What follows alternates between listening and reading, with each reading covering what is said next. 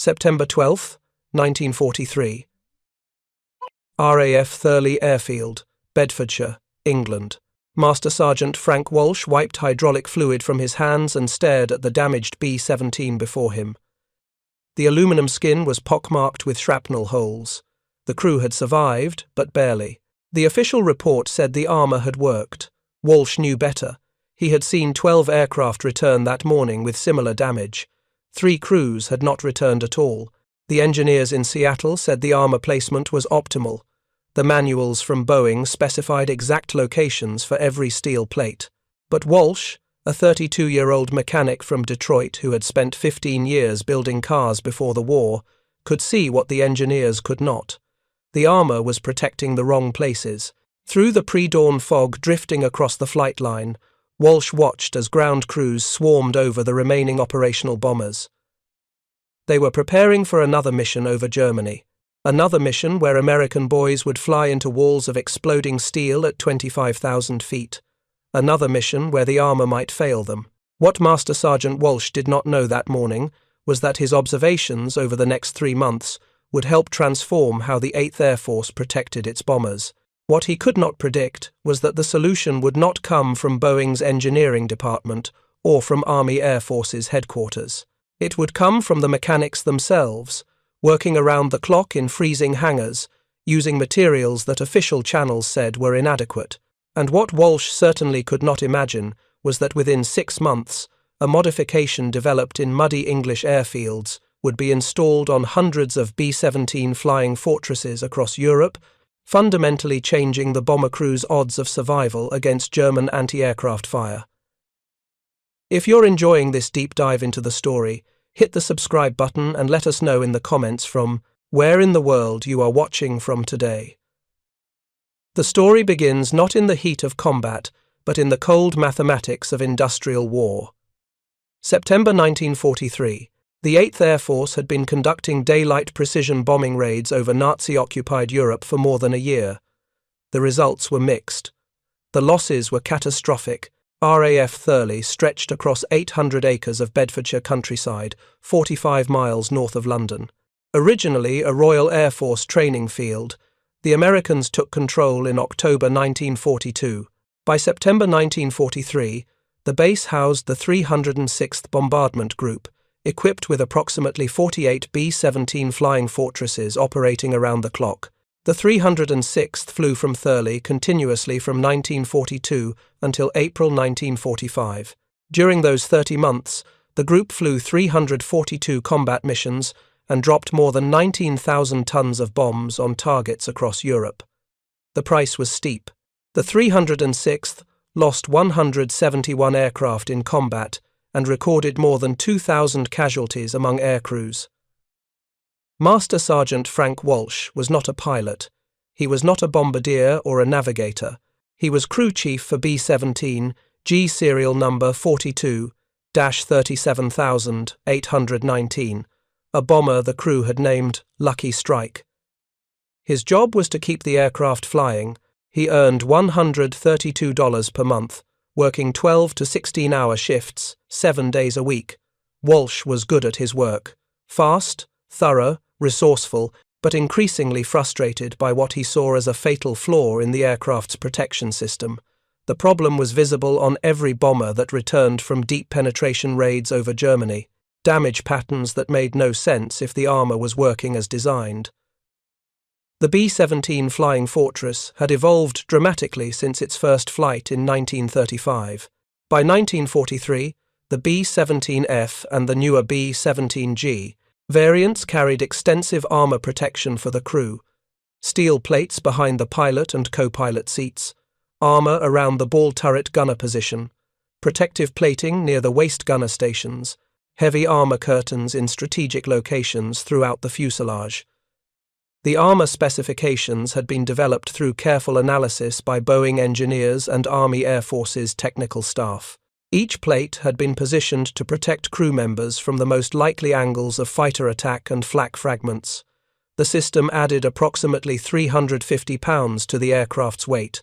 Every pound of armour meant less bomb capacity, less fuel, less operational range. The trade-off was considered acceptable because the armor saved lives. Official casualty analysis showed that armor-protected crew positions had significantly lower fatality rates than unprotected positions. The system worked. The data proved it. Except the data was incomplete. The statistical analysis measured casualties among crews who returned to base.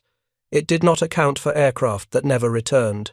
It did not measure the difference between armor that stopped fragments and armor that was never hit. Most critically, it assumed that the enemy threat distribution remained constant. But the threat was changing.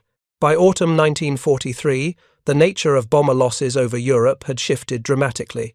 German fighter tactics had evolved, anti-aircraft defenses had intensified, and the 8th Air Force was pushing deeper into Germany than ever before, flying missions that exposed bombers to sustained flak barrages lasting 20 to 30 minutes. Flak, the word came from the German Fliegerabwehrkanone, meaning aircraft defense cannon. To American air crews, it meant death delivered by explosion. German 88mm anti-aircraft guns fired shells to predetermined altitudes where they detonated, creating clouds of steel fragments traveling at thousands of feet per second. A single 88mm shell produced approximately 1,500 metal fragments, ranging from marble-sized chunks to razor-sharp splinters. German batteries would fire hundreds of shells at bomber formations, creating lethal zones of overlapping fragmentation that bombers had to fly through to reach their targets. The bombers could not evade. Bombing accuracy required straight and level flight for the final approach to the target, typically 20 to 50 miles. During those critical minutes, pilots had to hold course and altitude regardless of flak intensity. Evasive maneuvers meant missing the target. Missing the target meant the mission failed and crews died for nothing. So they flew straight, through the black clouds of exploding shells, through the fragments that tore through aluminum skin like it was paper, through the concussive blasts that threw multi-ton aircraft sideways in the air, and the armor that protected them from fighter bullets often proved inadequate against flak fragments. Frank Walsh had seen the evidence on every aircraft that returned. Flak damage concentrated in areas the armor did not cover, fragments penetrating the thin aluminum fuselage and ricocheting inside the aircraft.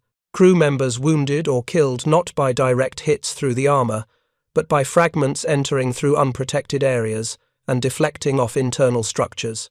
The official armor placement had been designed primarily for fighter defense.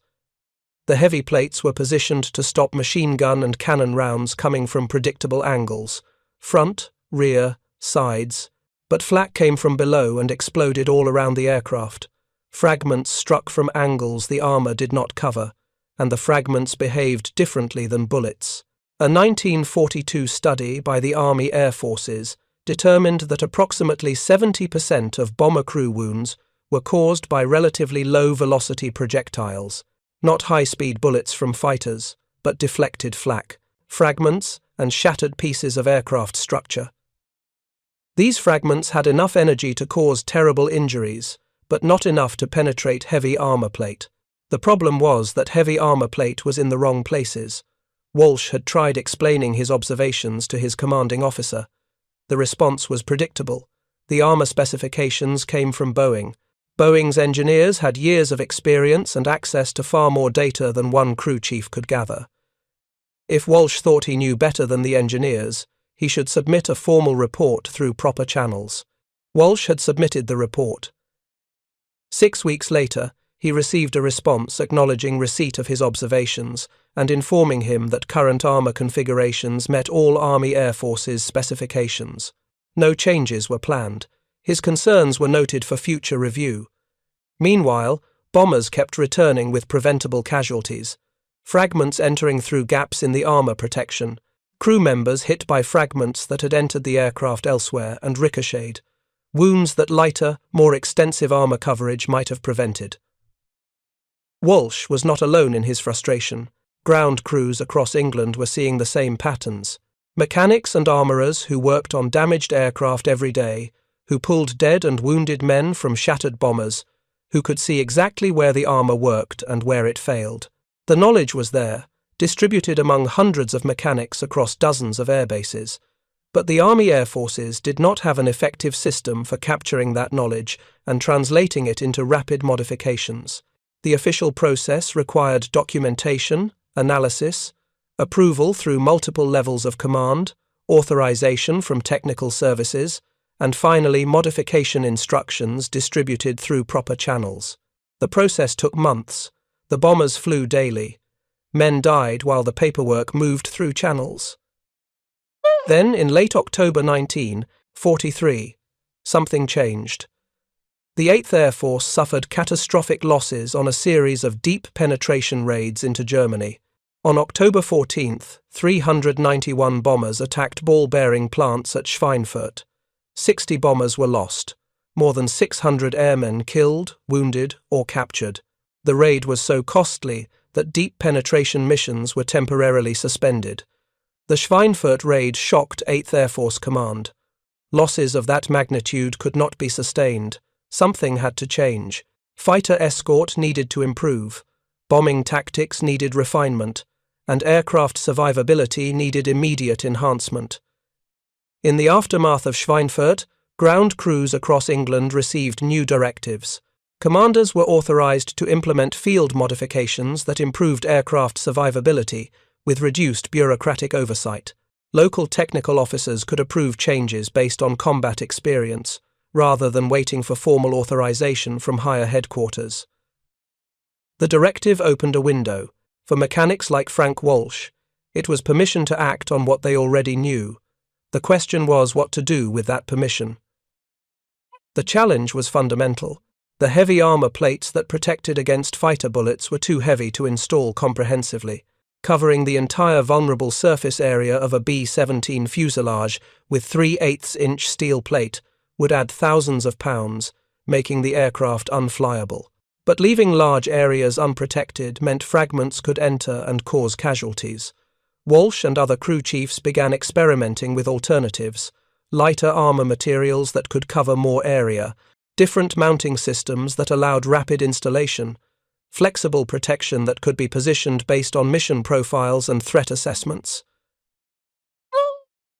The answer came from an unexpected source.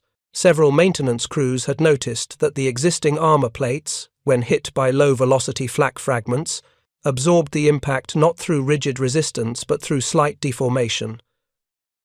The steel would flex microscopically, spreading the impact energy across a larger area.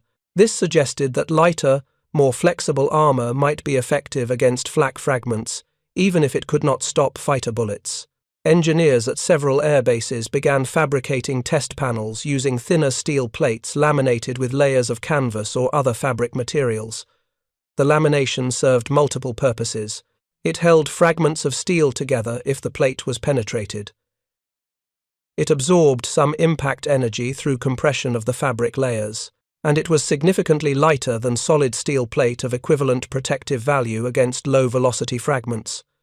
These experimental armor panels became known as flak curtains, rectangular sections of laminated steel and fabric, with grommets around the edges so they could be tied or hung from the aircraft's internal frame structure.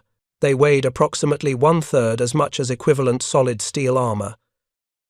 They could be manufactured locally using available materials, and they could be installed or removed quickly to address specific threat patterns.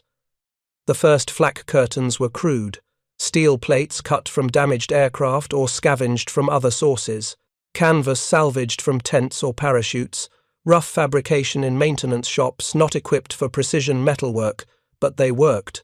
Test installations showed that flak curtains could stop or significantly reduce the energy of low-velocity fragments while adding far less weight than traditional armor.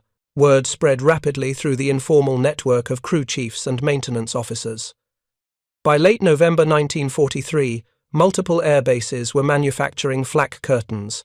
Each base developed its own designs based on available materials and specific observations of damage patterns on their aircraft. The variety of designs created a problem. No standardized specifications existed. Quality control was inconsistent. Some curtains were too heavy. Others provided inadequate protection. Installation methods varied wildly. Technical officers had no way to evaluate which designs were effective, and which were simply adding useless weight. In December 1943, 8th Air Force Technical Services issued guidelines for flak curtain design and installation. The guidelines were unusually flexible, providing performance standards rather than rigid specifications.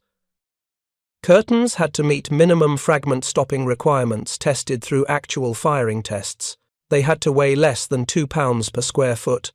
They had to allow for rapid installation and removal. Within those broad parameters, local maintenance units had freedom to innovate. The result was an explosion of practical design improvements, better lamination methods, more effective mounting systems, strategic placement based on compiled damage data from across the 8th Air Force. By January 1944, flak curtain production had scaled dramatically.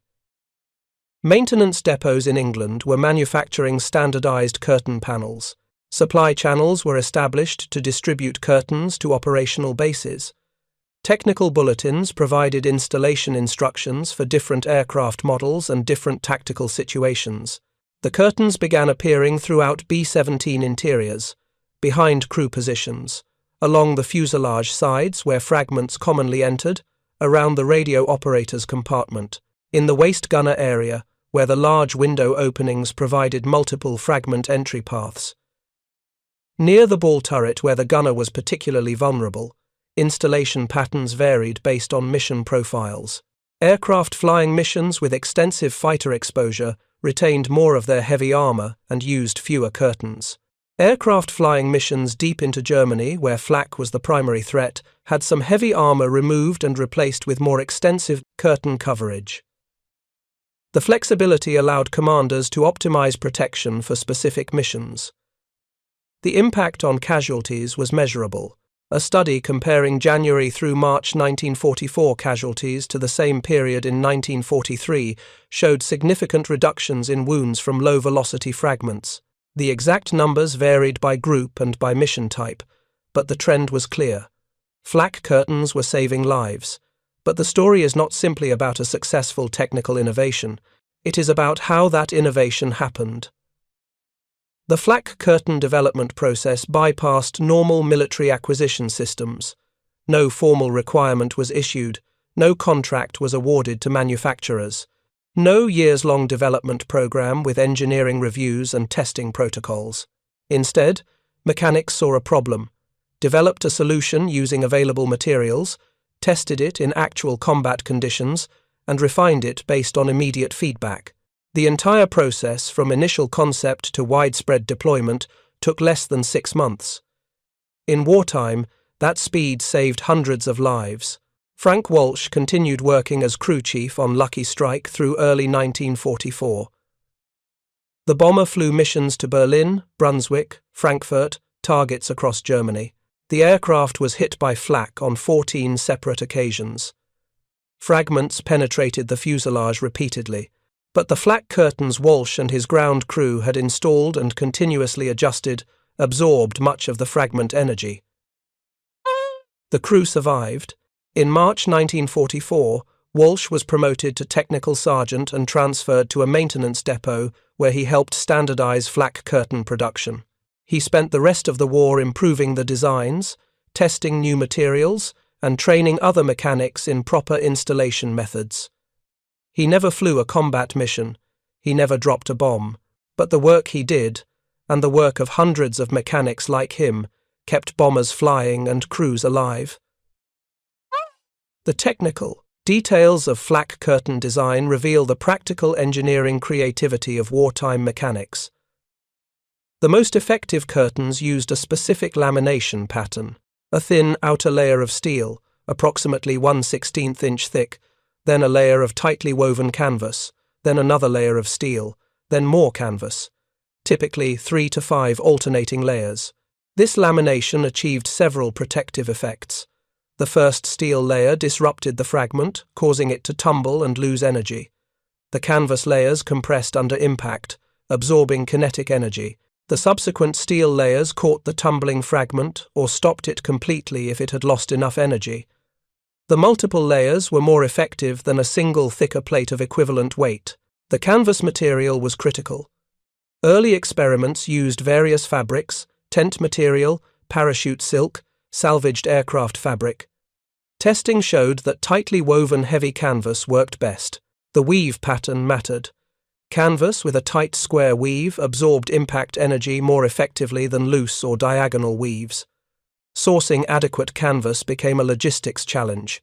The quantities required for widespread curtain production exceeded readily available supplies.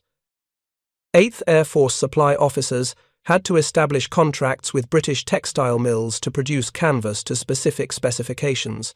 The contracts specified thread count, weave tightness, and fabric weight.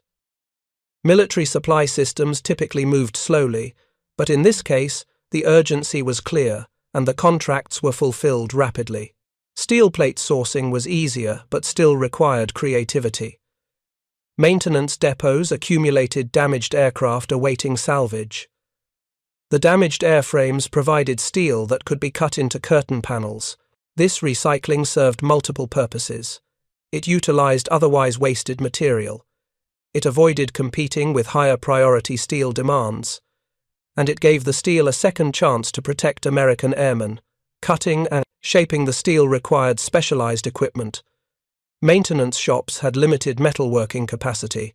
Large-scale curtain production required dedicated facilities with proper shears, presses, and drilling equipment for the grommets. Several maintenance depots established curtain production lines, essentially small factories within military bases. The production process was labor-intensive. Workers cut steel plates to specified dimensions. They drilled grommet holes around the edges. They cut canvas sections. They assembled the laminated layers, bonding them with adhesive and sometimes riveting them together for additional strength. They installed grommets. They inspected the finished curtains for defects. Quality control was critical. A poorly made curtain could fail in combat, providing false security while adding dead weight. Inspectors tested samples from each production batch by actually firing projectiles at them. The tests used fragments from actual German shells when available, or simulated fragments with similar size and velocity characteristics. Curtains that failed testing were rejected. The testing process itself revealed important design insights. Engineers discovered that fragment impact angle mattered significantly. A fragment striking at a perpendicular angle had the best chance of being stopped. Fragments striking at steep angles were more likely to deflect off the surface or penetrate between lamination layers. This discovery influenced installation methods. Curtains were positioned to present the most perpendicular surface to the most likely fragment approach angles. For flak approaching from below, curtains were hung vertically along the fuselage sides and horizontally across the floor areas. For fragments entering through window openings, curtains were positioned just inside the openings at appropriate angles. Installation required careful attention to aircraft structure. The curtains had to be secured firmly enough that they did not shift during flight, but not so rigidly that they interfered with crew movement or equipment operation. Ground crews developed various hanging and tie-down systems using wire, rope, and quick-release fasteners. The positioning had to account for multiple factors: crew access to equipment and controls, sight lines for gunners, emergency egress routes, ammunition storage and handling, radio equipment operation, oxygen system access. Every curtain placement involved trade-offs between protection and functionality. Experienced crew chiefs developed intuition for optimal placement. They knew which areas suffered most frequent fragment hits on their specific aircraft. They knew where crew members typically positioned themselves during flak encounters. They knew which protection points provided the most value for the weight added. This knowledge was not written in manuals. It existed in the collective experience of ground crews who installed curtains, examined damage, and adjusted placement for the next mission. The learning process was continuous and decentralized. Each airbase accumulated its own body of practical knowledge. 8th Air Force Technical Services attempted to capture this distributed knowledge through regular damage reports and analysis. Technical officers compiled data from multiple bases to identify common damage patterns. They issued updated guidance on curtain placement for different mission types. But much of the most valuable knowledge remained local, passed between mechanics through direct conversation and hands-on training. The weight considerations were constant. Every pound of protection cost performance. Heavily armoured B-17 seconds climbed slower, flew slower, had less range, and carried fewer bombs. Commanders had to balance crew protection against mission effectiveness. There was no perfect answer, only trade-offs. Different bomb groups made different choices. Groups flying missions to distant targets like Berlin kept armour weight minimal to preserve range. Groups hitting targets in France or the Low Countries could afford more weight. Groups specializing in low-altitude missions needed different protection than groups bombing from high altitude. The flexibility to adjust protection for specific missions was valuable. Before a mission, ground crews could add or remove curtains based on the expected threat. A mission to Hamburg with heavy flak but short distance could carry maximum protection. A mission to distant targets could strip down to minimum weight. This mission-specific configuration required rapid reconfiguration capability. Ground crews became expert at installing and removing curtains quickly. They developed standardized layouts that could be implemented in hours rather than days. They positioned tie-down points to allow fast changes without disturbing other aircraft systems. The pace of operations was relentless. Bombers might fly missions on consecutive days. Ground crews had to repair battle damage, perform routine maintenance, reconfigure armor, reload ammunition, refuel, rearm with bombs, and prepare aircraft for the next mission, all within 12 to 18 hours. The work never stopped. Crew chiefs managed teams of specialists. Engine mechanics maintained the 4 Wright Cyclone radial engines. Electricians checked the complex electrical systems. Radio technicians verified communications equipment. Armament specialists loaded machine guns and bomb bays. Each specialty had to complete their work before the next mission. Damaged aircraft required more extensive work. Flak holes in the skin had to be patched. Damaged systems had to be repaired or replaced. Structural members hit by fragments had to be reinforced. Flight controls had to be tested. The goal was always to get the aircraft back in service as quickly as possible. The 8th Air Force operated under chronic aircraft shortages. At any given time, approximately half to 2/3 of aircraft were out of service for maintenance or battle damage repair. This meant that every available aircraft had to fly.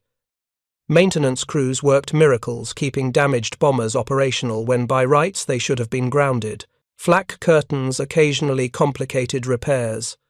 A fragment that penetrated a curtain might continue into critical systems behind it. Repairing the system meant removing the curtain, accessing the damaged component, making repairs, and reinstalling protection. Ground crews became expert at working around and through the curtain installations. Some maintenance personnel resented the curtains initially. They added complexity to an already complicated aircraft. They obstructed access to equipment. They had to be removed for certain inspections and repairs, then carefully reinstalled. They were one more thing to maintain in aircraft that already demanded constant attention. But that resentment faded quickly. Ground crews saw the results. They pulled fewer wounded men from aircraft with good curtain coverage. They heard pilots and crew members praise the protection. They understood that the extra work saved lives. That understanding made the inconvenience worthwhile. The relationship between ground crews and air crews was complex. The flyers got the glory, the medals, the public recognition. The mechanics worked in obscurity, never mentioned in news reports, rarely acknowledged beyond their immediate units. But the flyers' lives depended absolutely on the mechanics' skill and dedication. Every pilot knew his crew chief by name. Every crew chief knew his aircraft and its crew intimately. The relationship was built on mutual respect and shared purpose. The flyers trusted the mechanics to keep them alive. The mechanics took that trust seriously. When aircraft returned from missions, crew chiefs would meet their planes, inspecting for damage, checking systems, talking with the crew about any issues. The debriefing was informal but critical. Crews would mention problems the ground crew needed to address. Strange engine sounds, control surface behavior, equipment malfunctions. The crew chief would note everything for immediate attention. These informal conversations also captured tactical intelligence. Where was the flak heaviest? What altitude? What approach paths? This information helped ground crews position armor more effectively. If crews consistently reported flak from specific directions on specific mission types, curtains would be repositioned to address those threat vectors. If you find this story engaging, please take a moment to subscribe and enable notifications. It helps us continue producing in-depth content like this. The collective learning process accelerated over time. By spring 1944, flak curtain design and installation had matured significantly. Standard patterns existed for different aircraft models and mission types. Material quality had improved. Manufacturing had scaled. The innovation that began with frustrated crew chiefs had become standard operating procedure, but innovation did not stop. Ground crews continued refining designs. They experimented with different materials as they became available. They developed improved mounting systems. They found ways to integrate curtains with other modifications. The learning never ended because the circumstances kept changing. German anti-aircraft defenses continued evolving. Flak concentrations increased around high-value targets. New gun types appeared with different fragment patterns. Tactics changed as German gunners learned to predict bomber formations and create overlapping kill zones.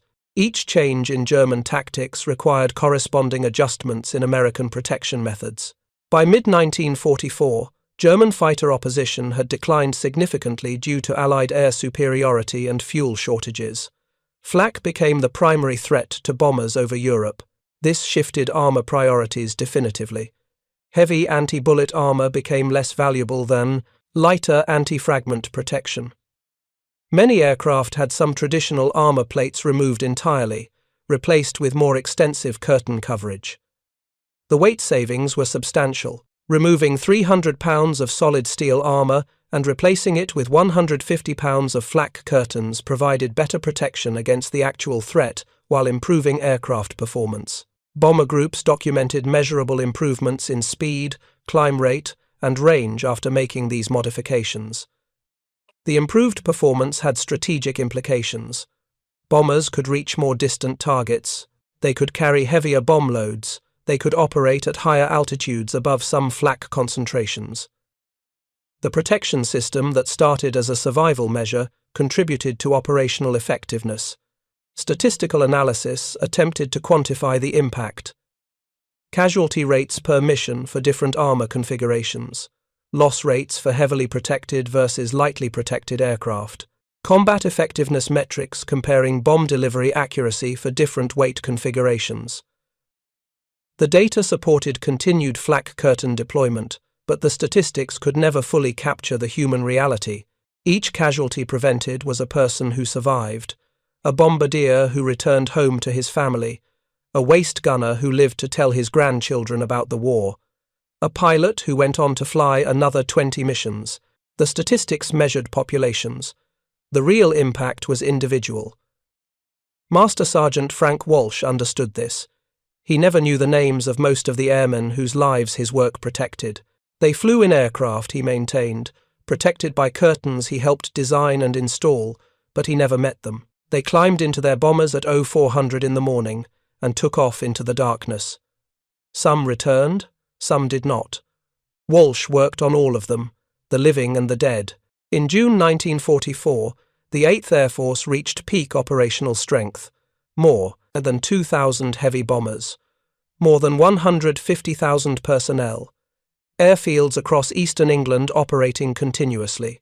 The scale was unprecedented. American industrial capacity translated into overwhelming air power. But that air power still depended on individual mechanics doing their jobs correctly. Every rivet set properly, every engine tuned precisely, every system checked thoroughly, every armor panel positioned optimally. The vast machine of strategic bombing rested on the accumulated competence of thousands of ground crew members. The D-Day invasion in June 1944 shifted some bombing priorities. Tactical support for ground forces became more important. Strategic bombing of German industry continued, but with different target selections.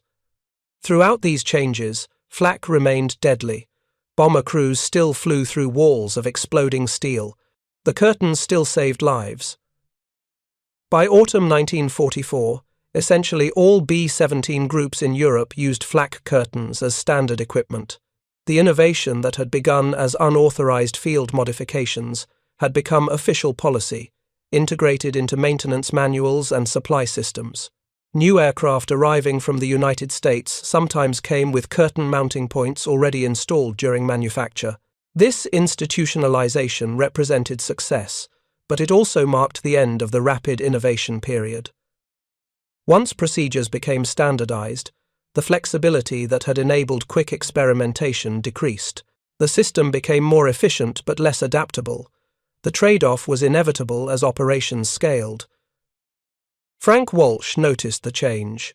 In early 1944, he could try a new curtain design idea and have it installed on an aircraft within days. By late 1944, any design change required approval through multiple channels and formal documentation. The organization had matured. The scrappy improvisation of the early period had given way to industrial-scale systematic operation. Walsh was promoted again, this time to maintenance supervisor at a major depot.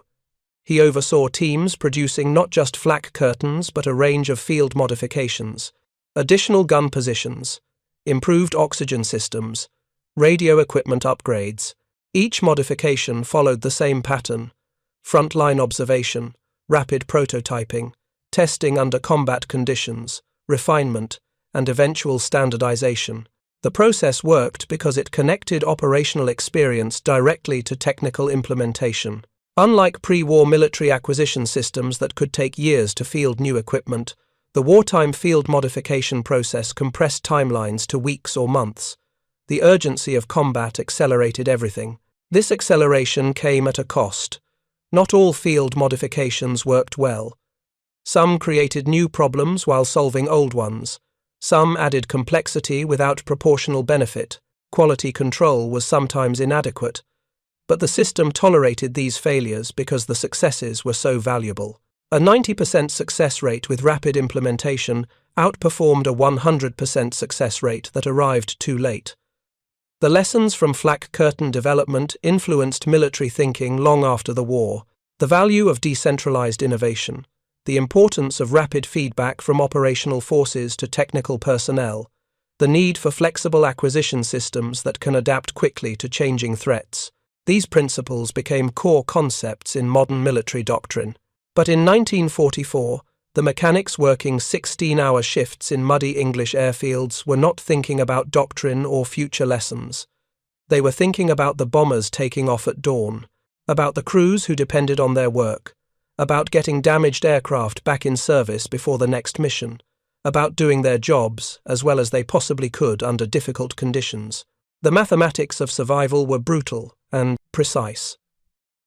By October 1944, the 8th Air Force Statistical Analysis Section had accumulated enough data to paint a clear picture. Aircraft with comprehensive flak curtain installations suffered 23% fewer crew casualties per mission than aircraft with minimal curtain coverage.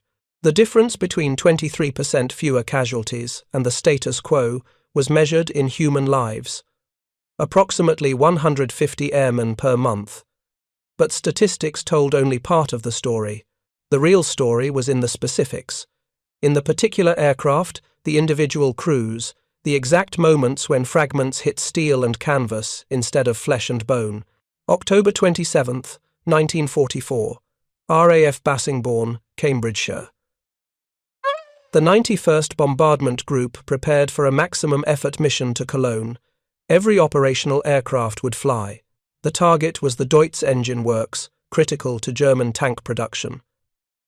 Intelligence predicted heavy flak, multiple batteries of 88mm guns, and the newer, more lethal 105mm weapons. Captain Robert Hayes, pilot of B-17G Memphis Belle II, walked the pre-flight inspection with his crew chief, Technical Sergeant Michael Torres. Torres had been crew chief on this particular aircraft for 8 months. He knew every rivet, every system quirk, every weakness. The bomber had flown 37 missions. It had been hit by flak on 19 of them. Torres pointed to the fresh flak curtain installations he and his team had completed the previous night. "Captain, we repositioned the curtains based on damage patterns from the Castle mission last week, added coverage on the starboard side near the waist windows.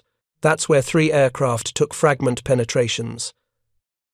Hayes nodded, running his hand along the curtain edge. "How much weight did we add?" 42 pounds total. But I pulled 18 pounds of ammunition we weren't using anyway, and I removed that extra armor plate behind the co-pilot seat that never stopped anything. Net addition is 24 pounds. 24 pounds for how much more coverage? Approximately 60 square feet of protected area.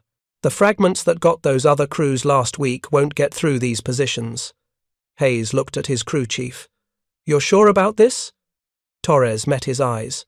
"Captain, I stake my reputation on it. More importantly, I stake your life on it. These curtains will work." 8 hours later, Memphis Belder II was over Cologne at 26,000 feet. The flak was exactly as predicted. Heavy, accurate, sustained. Black clouds of exploding shells surrounded the formation. The sound of fragments hitting aluminum was constant, like hail on a tin roof, except each piece of hail could kill a man.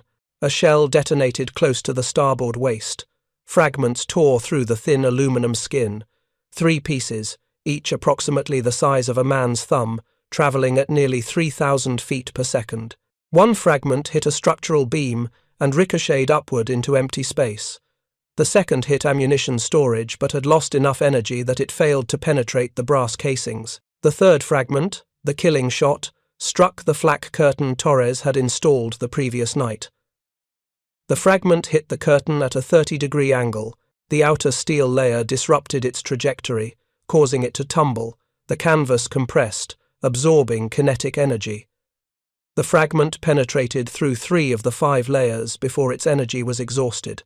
It stopped, embedded in the curtain, 6 inches from where Staff Sergeant James Mitchell stood at the waist gun position.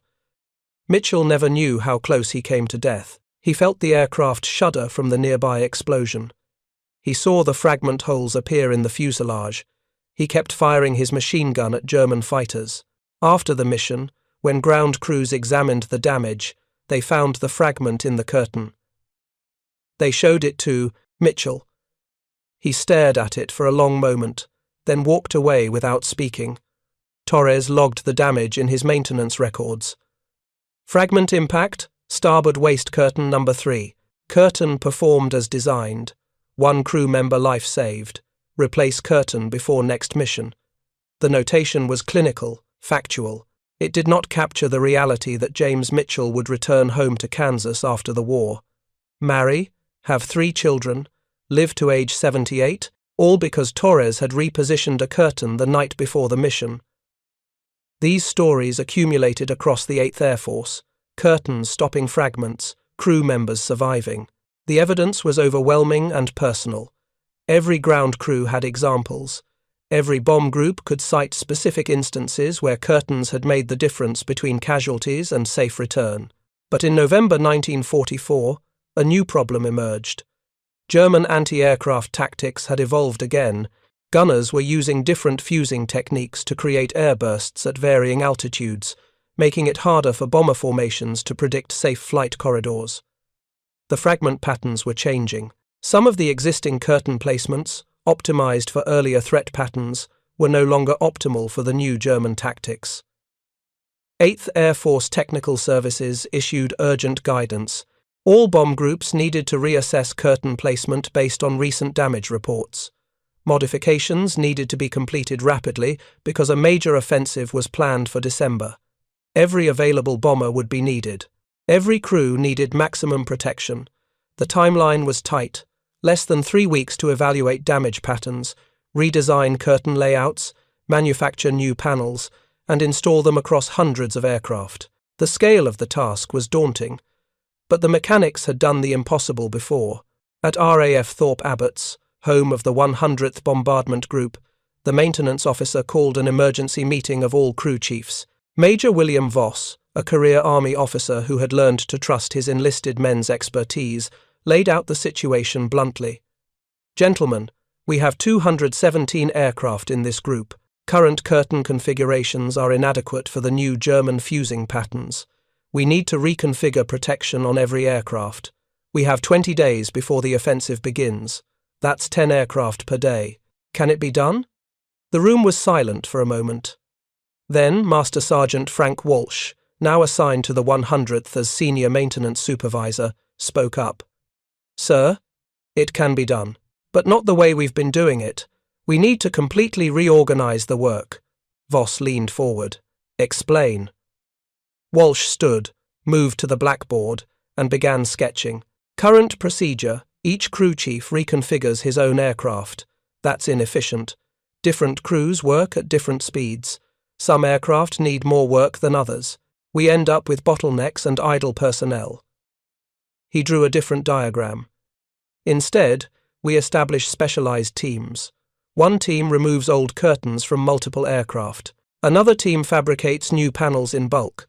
A third team installs according to standardized patterns. We process aircraft in batches through a production line system." Another crew chief objected. "Sergeant, we're not a factory. These are combat aircraft. Each one has specific issues."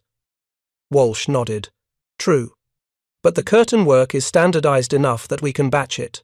Crew chiefs still handle aircraft-specific maintenance.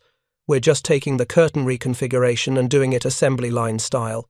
It's faster and more consistent." Voss considered this. "What do you need?" "3 things, sir. First, authorization to pull every mechanic, armourer, and sheet metal worker from other duties for the next 20 days. Second, access to the main hangar for the production line setup. Third, all the canvas and steel plate we can get from depot supply. You'll have all 3. Make it happen." What followed was 72 hours of the most intense organised chaos the 100th Bombardment Group Maintenance Section had ever experienced. Walsh divided his personnel into teams. Team 1, 20 men, focused solely on removing existing curtains and cataloguing them for salvageable materials. Team 2, 30 men, set up a production line in the main hangar, cutting steel, preparing canvas, assembling panels. Team 3, 25 men, installed new curtains according to Walsh's revised placement diagrams. The remaining maintenance personnel handled regular aircraft servicing, engine work, and battle damage repair. Everyone worked 18-hour shifts. Sleep happened in 4-hour blocks. Meals were brought to work areas. The pace was unsustainable for long periods, but could be maintained for days if necessary. This narrative chronicles the remarkable story of Frank Walsh and the ground crews who revolutionized aircraft protection during World War II through the mass production and installation of flak curtains on B-17 bombers. Set in late 1944, as the Allied air campaign intensified over Europe, the account illuminates an often overlooked aspect of the war: the critical role of maintenance personnel in saving lives through practical innovation and extraordinary organizational effort. The story centers on an ambitious undertaking that transformed an aircraft hangar into a highly efficient factory floor. Walsh faced a daunting mathematical challenge. 217 aircraft required comprehensive flak curtain coverage, with each plane needing an average of 35 panels. This meant producing 7,595 panels in just 20 days. At the initial production rate of 80 panels per 8-hour shift, the project would take 32 days, 12 days too long. The solution required increasing production to 120 panels per shift, but Walsh's exhausted mechanics were already operating at maximum capacity. This forced him to confront a fundamental problem: how to dramatically increase output without breaking the workforce that was already pushing its physical limits. Walsh's approach to Major Voss demonstrated clear-headed problem-solving under pressure. He requested additional personnel from across the entire group, arguing that this was critical for the upcoming December offensive. He recognized that not every task required skilled mechanics. Many jobs could be performed by personnel with minimal technical training. Within 2 hours, Walsh gained 130 additional workers. This influx included armament troops, communications personnel, and even administrative clerks. Most had never worked on aircraft maintenance, and many had only used typewriters as their most sophisticated tool. However, their willingness to learn and contribute was sufficient for Walsh's carefully designed production system. The organizational structure Walsh implemented demonstrated sophisticated understanding of workflow optimization. Unskilled personnel handled simple but essential tasks: measuring and marking canvas, drilling holes, sorting completed panels, and transporting materials. This freed skilled mechanics to focus on complex work requiring expertise: precise steel cutting, lamination assembly, quality control inspection, and proper aircraft installation. Just as production momentum built, disaster struck on November 17th, day 3 of the operation. The team ran completely out of canvas. Despite the depot sending all available stocks, they still needed 8,000 additional square feet to complete the project. Procurement from British mills would require 1 to 2 weeks' time they simply did not have. The breakthrough came from an unlikely source. Private First Class David Chen, a supply clerk assigned to the production line, suggested the parachute packing facility as a potential canvas source. This facility maintained substantial stocks of high-quality, tightly woven canvas used for parachute bags and harnesses. The negotiation with Master Sergeant Carl Peterson, the parachute section chief, revealed the competing priorities that defined wartime logistics. Peterson initially resisted, explaining that every parachute leaving his facility had to be perfect, and diverting canvas could mean inadequate materials for critical parachute repairs, potentially resulting in dead airmen. Walsh's persuasive argument reframed the calculus. The canvas would save more lives as curtain material than as parachute material, because greater volume meant more comprehensive crew protection. Peterson made the difficult decision to provide the 8,000 square feet, agreeing to requisition replacement material afterward and accept potential court-martial for unauthorized supply transfers. The canvas arrived within 3 hours, and production resumed immediately. This crisis and its resolution exemplify the kind of improvisation and interdepartmental cooperation that characterized effective wartime operations. The production results were impressive. The first day yielded 322 panels, the second day 684 panels. The pace was brutal. Men collapsed from exhaustion and were immediately replaced by fresh personnel from the next shift. The work operated continuously, 24 hours a day, with the production line never stopping. This success demonstrates several key principles of effective large-scale manufacturing under pressure: standardization of processes, clear division of labor based on skill levels, and continuous operation across multiple shifts, and flexibility to adapt when obstacles emerged. The narrative extends beyond the immediate story to explore broader themes about World War II and organizational effectiveness. The author emphasizes that innovation often originates from practitioners rather than theorists, and that rapid iteration proves more effective than prolonged planning. Distributed authority enables faster adaptation, while collective effort achieves what individuals cannot. The flak curtains themselves represented practical innovation born from necessity. They were not designed by engineers in laboratories, but developed by mechanics who understood aircraft vulnerabilities and crew protection needs. This pattern of bottom-up innovation was characteristic of the American approach to wartime challenges. The text makes a powerful argument about recognition and heroism. Frank Walsh, who died in 1978 and is buried in Detroit, has a gravestone that mentions his military service, but not the specifics of his life-saving work. Visitors to the cemetery would never know that this particular grave belongs to someone whose innovations saved hundreds of lives. Yet Walsh worked not for recognition, but because problems needed solving. He organized efforts because organization was required.